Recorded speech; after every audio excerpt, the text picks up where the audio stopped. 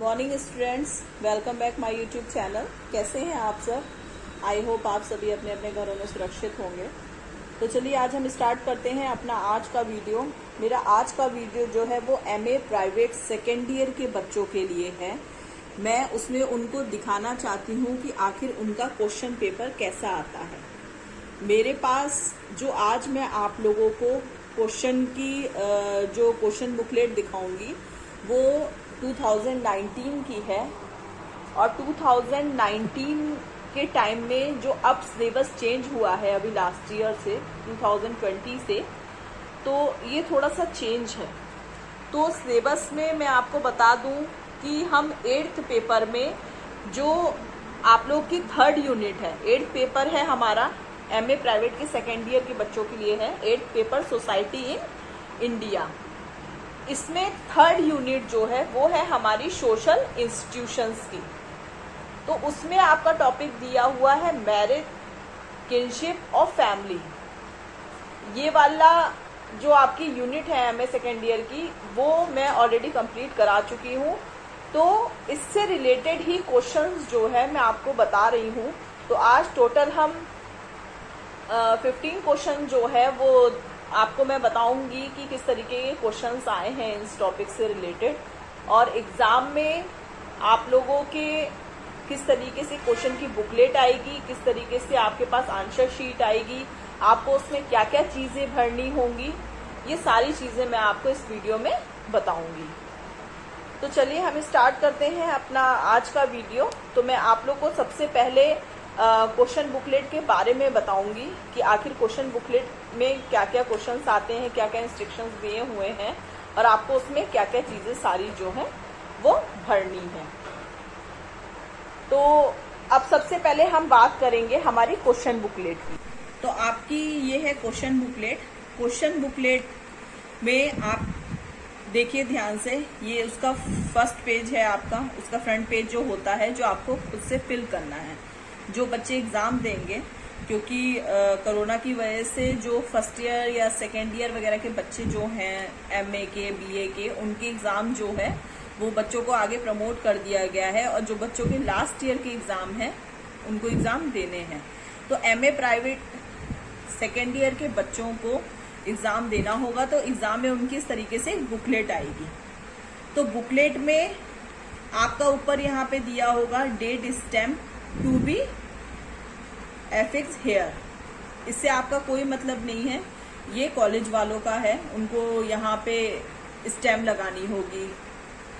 Second में आप आते हैं, यहाँ क्वेश्चन बुकलेट नंबर दिया हुआ, ये इम्पोर्टेंट है। ये आपको जो आंसर शीट होगी उसमें आप लोगों को जो है ये दिखाना पड़ेगा कि किस तरीके से ये वाला जो क्वेश्चन बुकलेट नंबर है ये आपको अपनी आंसर शीट में डालना होगा, क्योंकि इसी क्वेश्चन बुकलेट की वजह से ही आपकी आंसर शीट जो है वो चेक करी जाएगी। अब ये है आपका क्वेश्चन बुकलेट सीरीज। तो क्वेश्चन बुकलेट सीरीज में जो है इसमें आपकी कई सारी सीरीज चलती हैं, ए बी सी डी, जितने भी अल्फाबेट्स होते हैं उसके अकॉर्डिंग ये सीरीज होती है। तो ये सीरीज नंबर भी आपको अपनी आंसर शीट में डालना पड़ेगा। तो ये भी इम्पोर्टेंट है आपके लिए। अब नेक्स्ट हम आते हैं to be filled in by the candidate, यानी ये आप लोगों को जो स्टूडेंट्स हैं उनको अपने आप भरना है। अनुक्रमान अंकों में, रोल नंबर इन वर्ड्स, जो भी आपका अनुक्रमान, जो आपका रोल नंबर होगा वो आपको भरना पड़ेगा यहाँ पे। रोल नंबर इन वर्ड्स, अब ये वर्ड्स में भरना है। पहला वाला जो है आपका वो है roll number in figures. Figure यानी जो भी आपका रोल नंबर है, मान लीजिए जो आप एमए के प्राइवेट के सेकेंड ईयर के बच्चे हैं उनका रोल नंबर काफी बड़ा होता है। छोटे क्लासेस में तो रोल नंबर आपका हो गया 1 2 3 4 इस तरीके से होता है, लेकिन बड़ी क्लासेस में काफी 5-6 डिजिट की क्या कहते हैं दी हुई होता है, नंबर दिया होता है। वो डिजिट आपको यहाँ पे अपने उसमें से देख करके, एडमिट कार्ड में से देख करके यहाँ पे लिखना होगा। रोल नंबर बिल्कुल भी गलत मत भरिएगा। अगर आपने रोल नंबर गलत भर दिया तो आपकी सीरीज जो है वो चेक नहीं करी जाएगी। नेक्स्ट है इन वर्ड्स में, तो जो आपका नंबर है आपको उनको वर्ड्स में लिखना है। ठीक है ना, वर्ड्स में हो गया मतलब आपको शब्दों में लिखना है। चाहे तो आप इंग्लिश में लिखिए, जैसे मान लीजिए अगर आपका 5 है, 0 है, 1 है, तो आप यहाँ पे 5 लिखिए, FIVE 5। चाहे आप हिंदी में लिख दीजिए 5, ठीक है।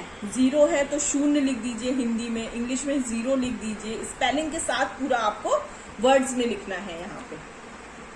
अब आपका आता है इनरोलमेंट नंबर इन फिगर्स, जहाँ पे आपका ये देखिए M दिया हुआ है, M के आगे डैश रखा है। तो आपके पास आपका वो है क्या बोलते हैं, आपका एडमिट कार्ड जो है, वो एडमिट कार्ड में ही आपका इनरोलमेंट नंबर दिया हुआ है, तो आपको यहाँ पे इनरोलमेंट नंबर भरना है।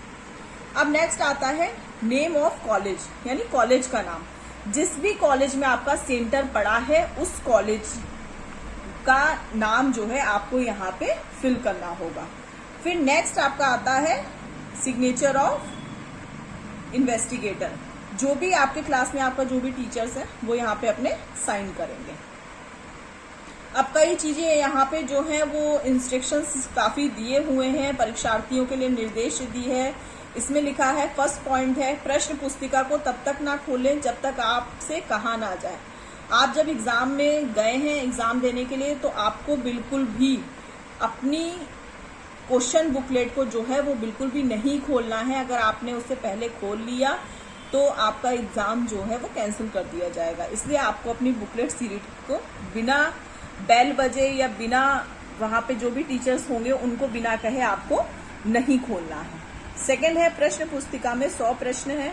परीक्षार्थी को सभी प्रश्नों को केवल दी गई OMR आंसर शीट पर ही हल करना है, प्रश्न पुस्तिका पर नहीं। सभी प्रश्नों के अंक समान हैं। सेकेंड ईयर में आपका जो है वो ऑब्जेक्टिव टाइप क्वेश्चंस आते हैं आपके, ठीक है। तो वो टोटल 100 नंबर के होते हैं और 100 नंबर का ही आपका क्वेश्चन पेपर है। प्रश्नों के उत्तर अंकित करने से पूर्व प्रश्न पुस्तिका तथा OMR आंसर शीट को सावधानी पूर्वक देख लें। दोषपूर्ण प्रश्न पुस्तिका जिसमें कुछ भाग छपने से छूट गए हो, या प्रश्न एक से अधिक बार छप गए हो, या उसमें किसी अन्य प्रकार की कमी हो, उसे तुरंत वापस कर दें। ये सबसे ज्यादा मेन और इम्पोर्टेंट पॉइंट है इसका। इसमें कहा गया है कि प्रश्नों के उत्तर अंकित होने से पूर्व प्रश्न पुस्तिका पर OMR आंसर शीट पर किसी भी तरीके की कोई भी गड़बड़ है, क्वेश्चंस बार बार रिपीट किए गए हैं, पेजेस खाली हैं, तो आपको क्या करना है, उसमें आपको अपने क्लास में जो भी आपके टीचर्स हैं उनको बुकलेट के बारे में बता देना है और उनको वाली बुकलेट वापस कर देनी है, ठीक है। अब हम सबसे पीछे बैक साइड में आ जाएंगे, सबसे लास्ट पेज पे। तो 4th पॉइंट है हमारा, प्रश्न पुस्तिका में प्रत्येक प्रश्न के 4 संभावित उत्तर A, B, C तथा D है। परीक्षार्थी को उन चारों विकल्पों में से एक सबसे सही अथवा सबसे उपयुक्त उत्तर छांटना है। उत्तर को OMR आंसर शीट में संबंधित प्रश्न संख्या में निम्न प्रकार भरना है। फॉर एग्जाम्पल के लिए आपको यहाँ पे दिया हुआ है प्रश्न नंबर 1। तो क्वेश्चन नंबर 1 जो है उसके आगे इस तरीके से 4 आपको सर्कल दिए होंगे, उसके अंदर A, B, C, D। मान लीजिए B वाला जो है उसका आंसर सही है, तो आप क्या करेंगे, उसे पूरा ब्लैक कर देंगे। ऐसा नहीं कि आधा ब्लैक कर दें या छोड़ दें, वो आपका गलत कर दिया जाएगा। सही क्या होगा आपका, इस तरीके से पूरा ब्लैक वाला आंसर। और 4 ऑप्शन में से एक ही ऑप्शन जो है वो आपका सही होगा, तो इसलिए सिर्फ एक पे ही आपको सर्कल करना है। अगर आपने गलती से भी दूसरे में भी सर्कल कर दिया तो वो क्वेश्चन आपका जो है वो नहीं माना जाएगा। अब 5th पॉइंट है, यदि परीक्षार्थी OMR आंसर शीट में उपयुक्त गोले को नहीं भरता है और आंसर शीट को खाली छोड़ देता है तो 0 अंक दिए जाएंगे। अगर आप क्वेश्चन का आंसर नहीं देते हैं तो आपका क्वेश्चन जो है वो गलत हो जाएगा और उसमें 0 मार्क्स मिलेंगे। अभ्यर्थी को प्रश्नों के उत्तर OMR आंसर शीट पर केवल काले या नीले बॉल पॉइंट से सतर्कता पूर्वक निर्देशानुसार अंकित करने होते हैं। आप चाहे तो ब्लैक पेन या ब्लू पेन जो है अपने साथ एग्जाम में लेके जाइएगा, वो भी बॉल पेन, जेल पेन नहीं, बॉल पेन लेकर के जाइएगा, चाहे ब्लैक हो चाहे ब्लू हो। 7 पॉइंट है आपका, इसमें निगेटिव मार्किंग जो है वो नहीं है। माइनस आपके एग्जाम में जो है, ये जो MA प्राइवेट के एग्जाम्स हैं, इनमें कभी भी नेगेटिव मार्किंग जो है वो नहीं रखी जाती है। क्वेश्चन नंबर 8 है आपका, परीक्षार्थी मूल उत्तर पत्रक तथा विश्वविद्यालय प्रति परीक्षा भवन छोड़ने से पहले कक्ष निरीक्षक को सौंप दे तथा अभ्यर्थी प्रति एवं प्रयुक्त प्रश्न पुस्तिका ले जा सकते हैं। दोनों प्रपत्रों को परीक्षार्थी परीक्षा परिणाम घोषित होने तक सुरक्षित रखें। जब आप एग्जाम दे देते हैं तो आपका जब आंसर शीट आप जाके जमा करते हैं, अभी आंसर शीट भी मैं आपको दिखाऊंगी किस तरीके की आती है, तो उसमें नीचे आपकी कार्बन कॉपी लगी होती है। तो मेन जो आप जो भरते हैं वो शीट तो आप टीचर्स को जमा कर देते हैं, और जो आपकी ये बुकलेट है वो और आपकी आंसर शीट की जो कार्बन कॉपी है वो दोनों चीजें आपको दे दी जाती हैं, ताकि जब आंसर आपको बताए जाएं कुछ टाइम बाद तो आप उससे मिला करके अपने मार्क्स जो है वो चेक कर सकते हैं। कोई भी रफ कार्य प्रश्न पुस्तिका के अंत में रफ कार्य के लिए दिए खाली पेज पर ही किया जाना चाहिए। जो बुकलेट है उसके लास्ट वाले पेज पे मैं आपको दिखाऊंगी, लास्ट वाले पेज पे जो है वो रफ वर्क के लिए आपको जगह मिलती है। अगर आपको कोई क्वेश्चन आपको उसमें सॉल्व करना है या कुछ भी किसी भी तरीके का आपको कुछ लिखना है तो आप उसमें लिख सकते हैं। 10 पॉइंट है, प्रश्न पुस्तिका के मुख्य पृष्ठ पर तथा OMR आंसर शीट पर निर्धारित स्थान में अनुक्रमान तथा अन्य विवरण बॉल पॉइंट पेन से ही भरे, पेंसिल का प्रयोग ना करें। आपको एग्जाम में पेंसिल का यूज नहीं करना है, आपको ब्लैक या ब्लू पेन से ही एग्जाम में सब काम करना है। अब 11 है आपका, परीक्षा कक्ष में लॉग बुक, कैलकुलेटर, पेजर तथा सेलुलर फोन ले जाना उपयोग करना वर्जित है। ये तो आप सभी को पता होगा कि एग्जाम में आप ना ही कैलकुलेटर लेके जा सकते हैं, ना ही अपना मोबाइल फोन लेके जा सकते हैं, ना ही पेजर लेके जा सकते हैं, ना ही सेलुलर फोन लेकर के जा सकते हैं। तो ये टोटल आपके जो थे वो 11 पॉइंट्स थे। अब इसमें मैं आपको लास्ट में दिखाती हूँ कि इसमें लास्ट में ये देखिए आपको रफ वर्क के लिए, रफ कार्य के लिए पीछे वाला पेज आपको दिया गया है। अगर आपको कोई भी रफ वर्क करना है तो आप इसमें आराम से कर सकते हैं।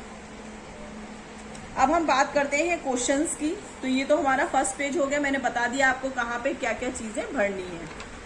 अब आपके क्वेश्चन नंबर देखते हैं। इसमें इंग्लिश मीडियम वाले बच्चों के लिए इंग्लिश में भी है क्वेश्चन और हिंदी मीडियम वालों के लिए हिंदी में भी है। दोनों मीडियम के बच्चों के लिए क्वेश्चंस आए हुए हैं। तो पहला क्वेश्चन जो है वो है हमारा, एथनोमेटोलॉजी उपागम से निम्नलिखित में से कौन संबंधित है।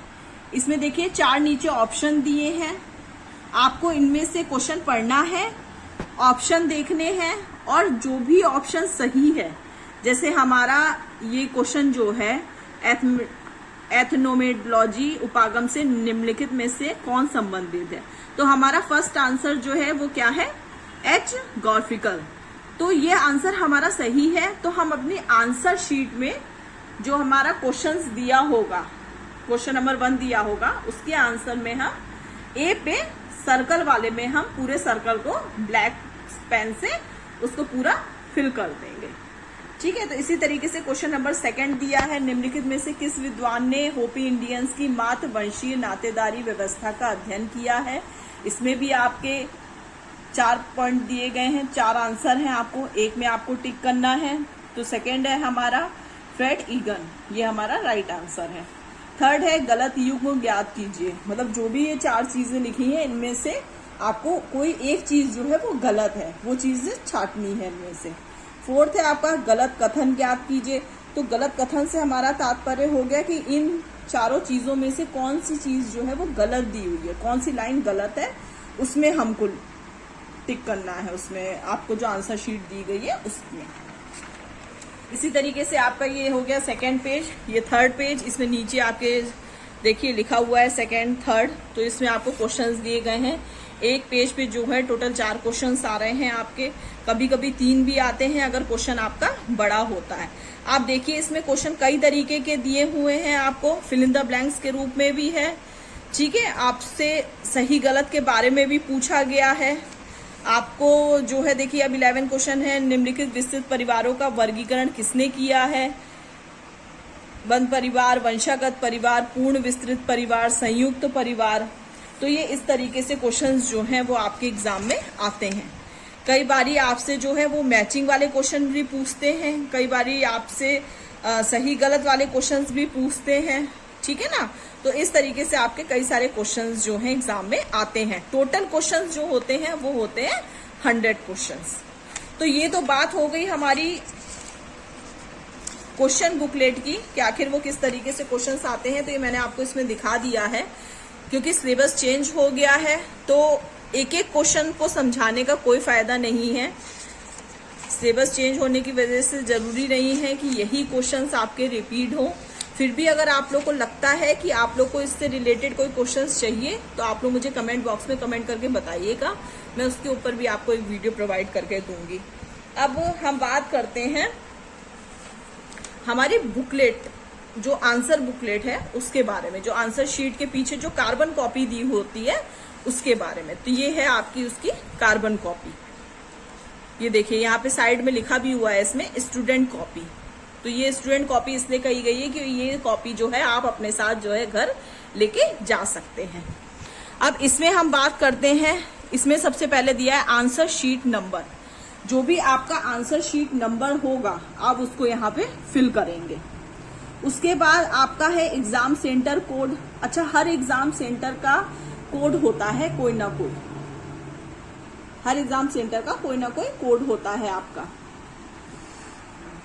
तो एग्जाम सेंटर कोड जो है आपका, एग्जाम सेंटर कोड वही होता है जो आपका कॉलेज में जिसमें आपका एग्जाम का सेंटर पड़ा है, हर कॉलेज का अपना एक सेंटर कोड होता है। तो उस सेंटर कोड को आपको यहाँ पे डालना होगा। आपका जो एडमिट कार्ड होगा उस एडमिट कार्ड में ही आपका जो है वो सेंटर कोड जो है वो दिया होगा। तो आप उसी में से देख के अपने सेंटर कोड को फीड कर देंगे। फिर क्लास दिया है तो आप यहाँ पे MA सेकेंड ईयर डाल देंगे। एग्जाम डेट दी है, जिस दिन एग्जाम होगा आप वो डाल देंगे।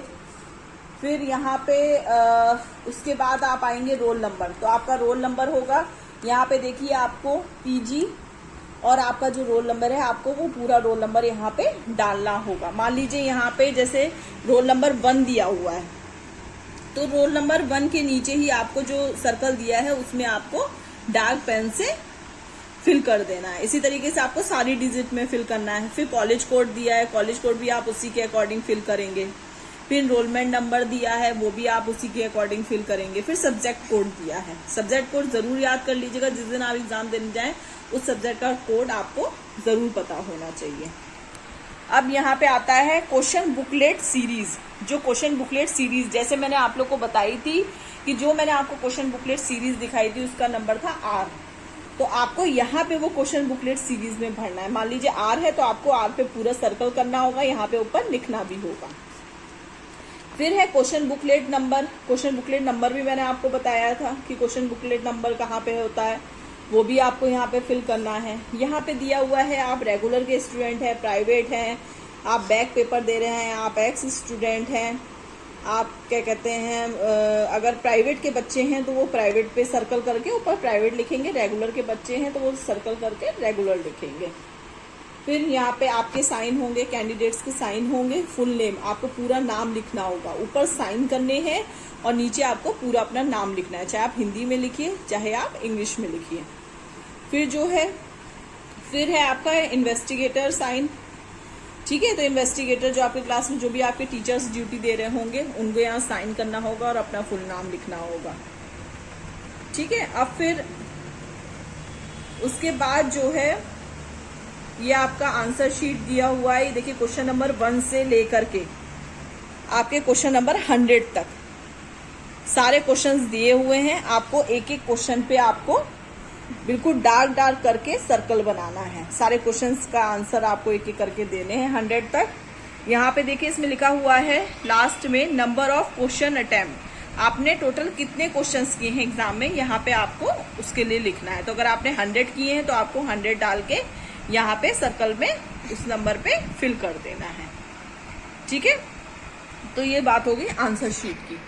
तो हमारा आज का वीडियो जो है मैं यहीं ख़त्म कर रही हूँ। इन सारी चीज़ों में अगर आप लोगों को कोई कंफ्यूजन हो तो आप लोग मेरे से कमेंट बॉक्स में कमेंट करके पूछ सकते हैं। मिलते हैं हम अपने नेक्स्ट वीडियो में। Thank you.